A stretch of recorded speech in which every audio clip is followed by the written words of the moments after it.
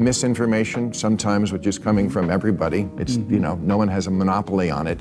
Or just power. You're saying nobody has a monopoly on it. Come on. That's some moral relativism right there. I said nobody has a monopoly. You said nobody has a monopoly on it, but that's like saying nobody has a monopoly on being a billionaire. He's got that monopoly up here. I mean, he's got more money than us. A lot more money than us.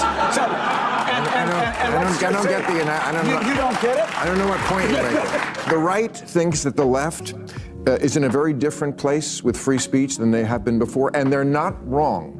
They're not wrong. This is arrogant. You don't punish somebody. It would be like if we stopped Henry Ford from making the cars. It's truly frustrating how the woke left behaves as if the presidency is their birthright. The Trump derangement syndrome has hit an all-time high, making everyone, including Bill Maher, sick of it. Recently, Maher called out MSNBC's Joe Scarborough for his absurd claims, and we have all the details for you. But before we get into it, make sure to hit the subscribe button so you never miss our videos. Now, let's jump in. The rubber meets the road, because this is important. He wanted to, this week, he's suing the 12-member commission, the California Coastal Commission. He launches his rockets from Vandenberg Space Force Base. He used to call it Air Force Base, but I guess now we're into Space Force time.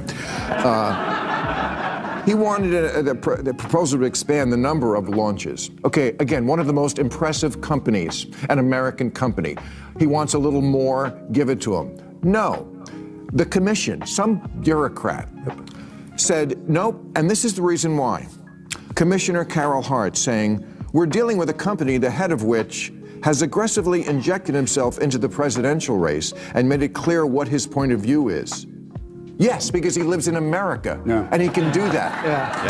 It has nothing to do with this, and, The hypocrisy of the Democrats is beyond sickening. We're talking about Elon Musk, one of the greatest innovators of our time, a man driving humanity forward with electric vehicles, space exploration, AI, and brain implants. He's not working for just Democrats or Republicans, he's working for everyone. Yet somehow, his political stance has made him a target. Enter the Federal Aviation Administration, run by bureaucrats who probably have Obama portraits hanging in their offices. Musk requested approval to launch more rockets, something that directly strengthens America's technological advantage. But suddenly there's red tape, delays, and so-called concerns. Why? Because he dared to support Donald Trump. That's right. His crime wasn't breaking any regulations. It was wrongthink. And Bill Maher? He saw right through it. Musk is an American and has the same rights as any other entrepreneur to push for progress.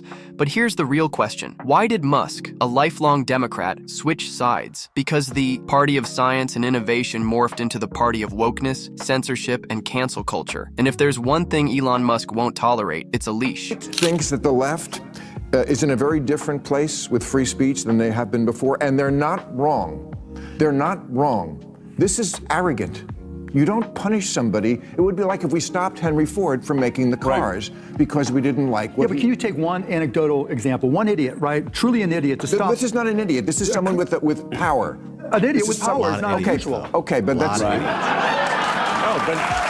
Having power matters. Once again, Bill Maher isn't wrong. The left is on a dangerous, slippery slope when it comes to free speech. Their insatiable need to control, censor, and police speech isn't just concerning, it's flat-out authoritarian. They don't want debate. They don't want disagreement. They want obedience. And that's exactly why Elon Musk is public enemy number one. He's not just another billionaire. He's a billionaire who refuses to bow down. The billionaire who bought Twitter and shattered their carefully controlled narrative. It used to be that the right was accused of being anti-free speech, but what the modern left is doing would have the founding fathers clawing their way out of their graves in horror. These were men who fought against tyranny and government overreach, only for today's so-called progressives to embrace the very thing America was founded to resist. Censorship isn't progress. Silencing dissent isn't democracy. And when even a lifelong liberal like Bill Maher is calling them out, you know they've gone too far. But here's where things get even more interesting. Or misinformation, sometimes, which is coming from everybody. It's, no one has a monopoly on it.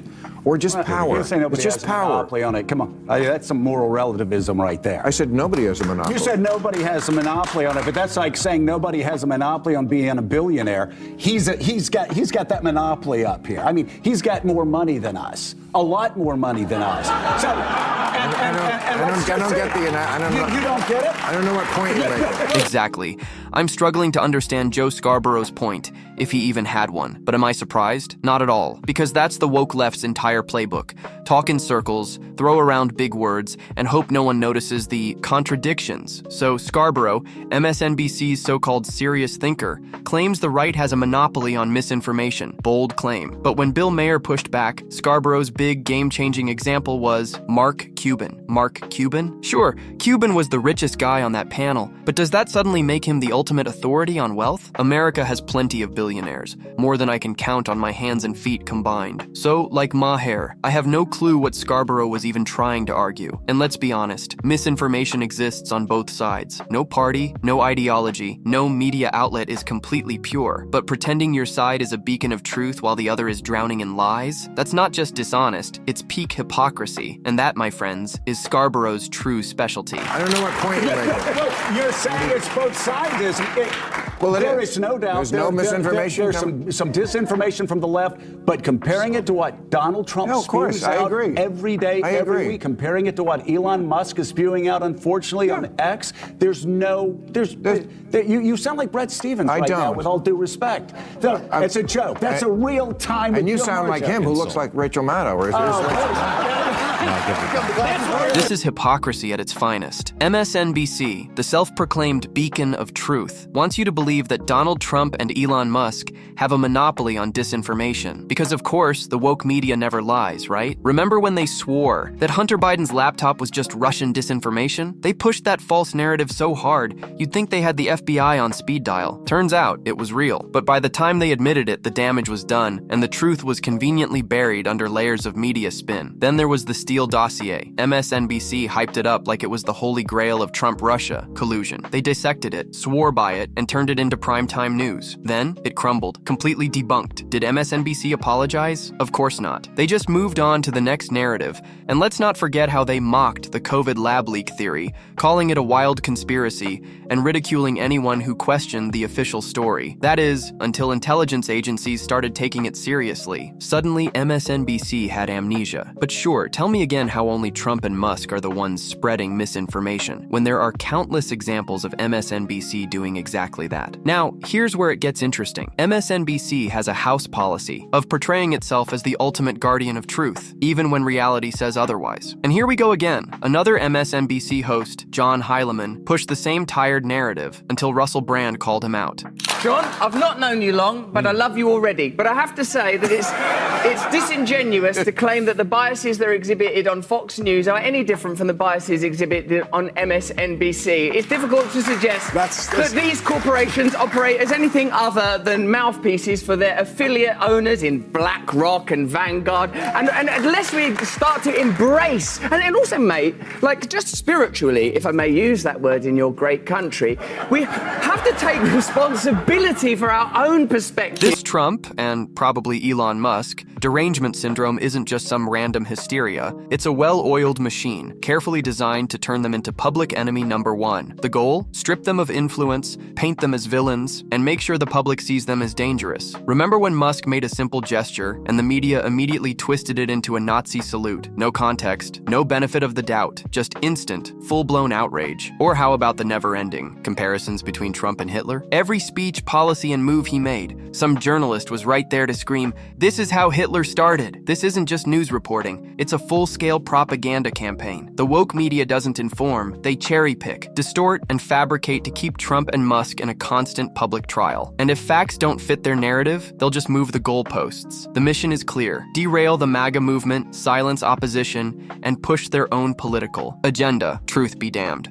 But I also think at the same time, there is a message of what I would call like common sense, patriotic pluralism. Yeah. That is a majority message, which is like, if some father and mother have health care for their kid lined up who's trans, just stay the fuck out of their business. Like, and let them make that decision. That's their decision to make. And you don't have to make that for your family. I'm not going to tell you what to do with your family. But the argument is whether the child should make the decision. But the child is never making the decision. The parents are always making the decision. Parents consent to medical care. Well, here in California, you're allowed to hide it from the parents if the kid is. Yes. Thank you, one person who knows that. But I mean, Somebody knows that is the case. Yet another classic case of misinformation. It's no secret. It's widely known that some schools have been actively colluding with kids to hide their gender transitions from their parents. Documents, whistleblowers, lawsuits, the evidence is out there. And yet, here comes Chris Hayes of MSNBC, looking straight into the camera, insisting that this is just a right-wing conspiracy. And we're supposed to believe MSNBC isn't biased? Really? Meanwhile, Joe Scarborough and his crew sit there with smug grins, pretending their network is the gold standard of truth, all while ignoring real reports, dismissing parents' concerns, and gaslighting anyone who dares question the narrative. This is how the game works. The media doesn't just lie, they rewrite reality. If the facts don't fit their agenda, they simply declare them false. And if you push back, you're labeled a bigot, a conspiracy theorist, or worse. That's the playbook, and they run it every single time. But here's where it gets interesting. People are finally waking up to MSNBC's bias and calling them out for it. Watch this. You know what would be good at MSNBC is if you actually did think about both sides and weighed the arguments and made constructive arguments against that side while respecting them. You don't do that. It's propaganda all the time. What you just said, and by denying any... What you just said just described my show. It's like I had a Trump lawyer on this week. I've had Steve Bannon on my show. I've had Trump White House officials. I watch MSNBC. Right, so you describing a goal that I'm achieving, I take that as a compliment. I don't know about you, but I'm exhausted by MSNBC's go-to defense. We have conservatives on our show, as if parading a token right-wing guest every now and then somehow makes them fair and balanced. That's not the issue. The issue is whether they report facts, not just carefully curated narratives that fit their agenda. And let's be honest, we all know how this works. They'll invite a so-called conservative voice, but only the ones willing to play along. The moment someone actually challenges their narrative, that's when the meltdown begins. Just look at the clip we just watched. Andrew Sullivan absolutely ripping into the MSNBC host for pushing propaganda instead of real journalism. He wasn't having it because MSNBC doesn't want real debate. They want controlled opposition. They want guests who nod along, not ones who call out their bias. And when someone actually holds their feet to the fire, they either get talked over, smeared, or quietly blacklisted. It's not about discussion. It's about maintaining the illusion of balance while ensuring their narrative remains untouched. And I think to sit within the castle of MSNBC throwing rocks at Fox News is ludicrous. My friend, Make MSNBC better. Make MSNBC great again. My friend, I would. The moment fight them on a territory you can win on, Joe. Russell Darwin. If MSNBC ever wants to be taken seriously again, it needs to step down from its high horse and drop the holier-than-thou act. Pretending to be the beacon of truth while conveniently ignoring its own history of misinformation isn't fooling anyone. The first step? Own up to the propaganda they've pushed in the past. But acknowledgement alone isn't enough. MSNBC needs to ditch the partisan spin and embrace real journalism, where both sides get a fair shot, not just the voices that align with their agenda. That means holding all leaders accountable, not just Republicans. They shouldn't suddenly rediscover their moral compass only when Trump is in power, then go completely silent the moment Democrats take over. If they truly believe in democracy, they'll challenge both sides with the same intensity. Anything less, they're just another mouthpiece, not a news network. And that wraps up today's video. Thanks for watching, and we'll see you in the next one.